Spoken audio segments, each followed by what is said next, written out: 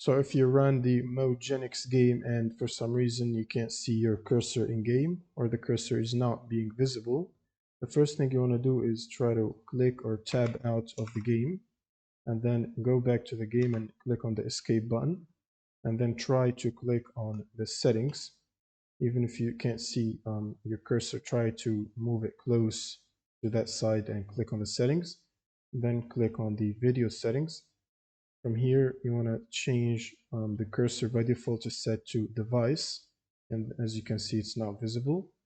And try to switch it to in-game by tabbing outside, moving and clicking here, and that should basically bring up the cursor in-game. Now you can simply exit out of the menu, and you should see the cursor is visible and you can click.